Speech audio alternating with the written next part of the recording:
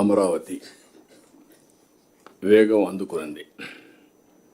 ఇది ఒకప్పుడు ఎడారి శ్మశానం, ఇది ఏమీ కాదు అని మొత్తం 3 రాజధానులు ఎన్ని విధాల ఒక స్ఫూర్తికే విఘాతం కలిగించాలని ప్రయత్నం చేశారు. మీరు అందరూ గుర్తుపెట్టుకోవాల్సిన అవసరం ఉంది.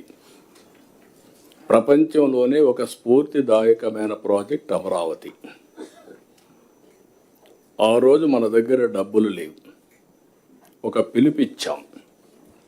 ఆ పిలుపు ఏంటంటే రైతుల ముందుకు రమ్మని ఒక ఆలోచన వస్తే ల్యాండ్ పూలింగ్లో ముందుకు రండి, మీకు నష్టం జరగదు, దీనివల్ల విన్ విన్ సిచ్యువేషన్ వస్తుంది, రాజధానికి మీరు ల్యాండ్ ఇచ్చినట్టు అవుతుంది, రాజధాని ఇక్కడ నిర్మాణం చేస్తాం, అదే సమయంలో ల్యాండ్ మానిటైజేషన్తో మీకు ఇన్ఫ్రాస్ట్రక్చర్ క్రియేట్ చేయడమే కాకుండా రాజధాని నిర్మాణం చేస్తామని మనం హామీ ఇచ్చాం.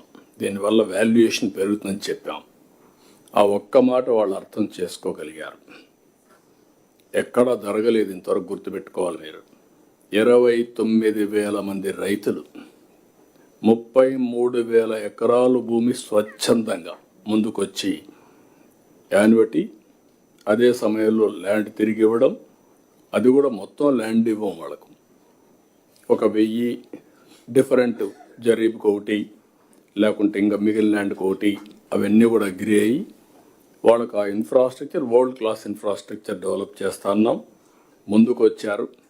ఈరోజు దేశమంతా కూడా ఈ మోడల్ ఆలోచిస్తున్నారు కానీ ఇంకా ఆచరించలేకపోతున్నారు.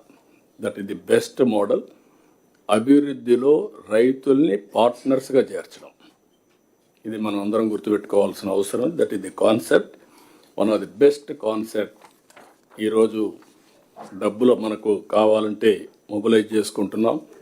గవర్నమెంట్ ఆఫ్ ఇండియా కూడా టైమ్లీ మనకు హెల్ప్ చేశారు, ఆక్సిజన్ ఇచ్చారు, దానివల్ల కొంత స్పీడప్ చేశాం.